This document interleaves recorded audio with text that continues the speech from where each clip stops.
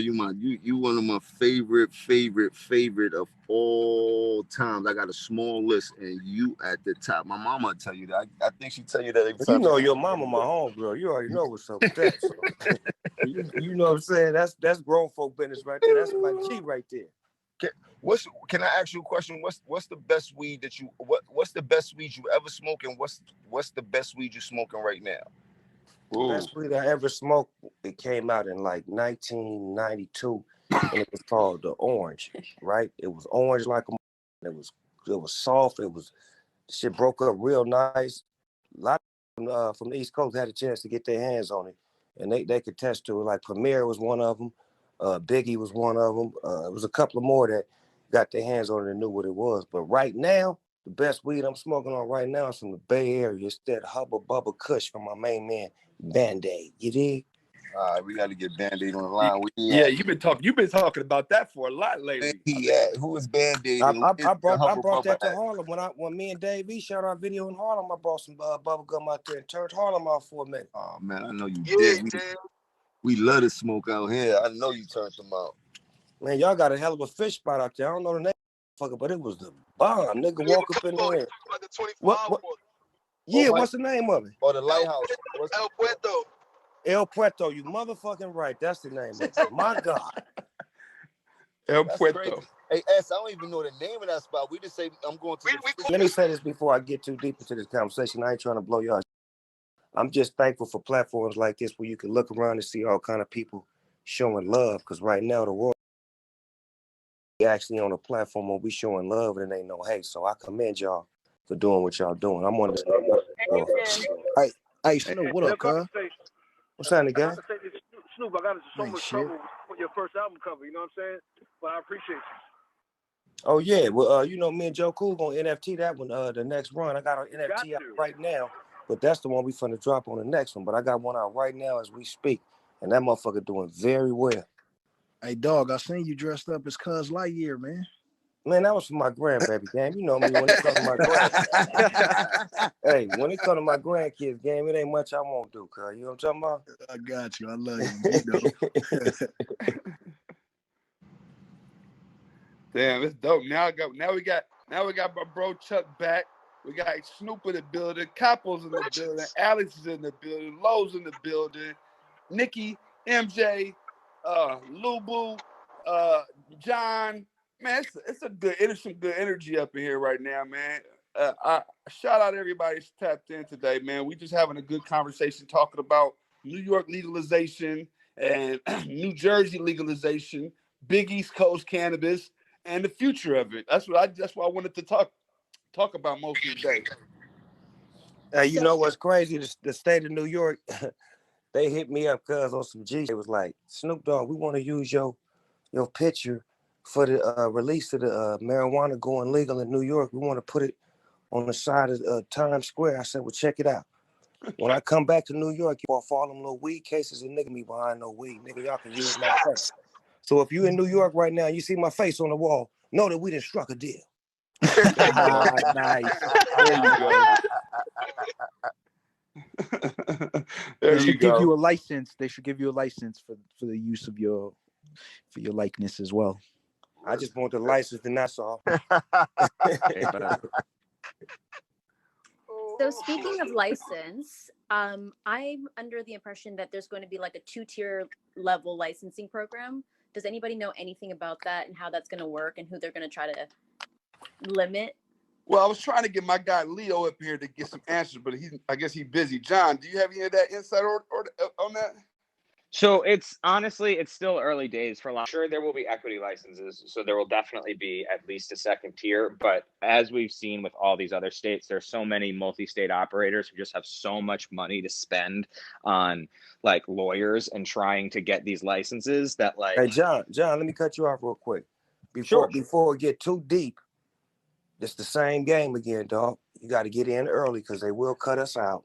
Exactly. We got to try to figure out how to go get the people with the money to get the licenses. You understand what I'm saying? And not wait on the waiting game, because what'll happen is it'll be 24 licenses and they'll just be all to people that don't look like me Mm-hmm. And you understand what I'm saying? That we just be the face, but not be the name of it. So you got to find people that got finances. Yeah. I'm telling you, based off of me dealing with California, and I was in Colorado. I was in Colorado when it started and built my brand out there. And I understand the laws and the dynamics of how they don't want us to get up top. So as long as people know in this room in New York, y'all need to find some millionaires to get with y'all to try to go get them licenses. Because if not, they're going to look past y'all. They're going to go straight to them lawyers and them other people that got money that ain't even in the weed game and keep y'all locked out. And that's from personal experience. That's what happened in Snoop, Toronto. I actually, just to tap into that, I want to give you your flowers. What you've done with Casa Verde is brilliant, and it's a great way to attack this new space while staying true to the people who created the culture. Right. And what Casa Verde is, we raise all types of finances, but we deal with the tech side of cannabis. We don't need flower side. So it's a whole nother play that y'all got to understand that's out there. It's not just the flower or the dispensaries. It's other plays where they, it's times 10. And you put in this and get back 10, and ain't nobody even looking at you. It's a company named Dutchy that I'm investing in. Y'all should give them a look and see what they're working on and see how they get out. There's just so many different plays that we got to know about. It's not just the flower. They sell you the flower to put that in your face and make you be distracted, but it's a tech, just like it's a tech side of everything. You tapped into something so important. The most important thing to remember is during the gold rush, the money was not just about made. to talk on that, John, but go ahead. Shaggy, it's you. Go, take the floor. No, I was just about to say, man, during the gold rush, everybody thought the most important things was panning for gold, and it wasn't. It was the ones that was going back and forth to buy the picks and the shovels and the. 2 weeks. I would love to see 2 Jim weeks. do It will be out. 2 weeks. It will be out. It's already done. But in 2 weeks, we be making an announcement, and we're gonna change the game for dispensaries and dispensary owners Jim, and for customers alike.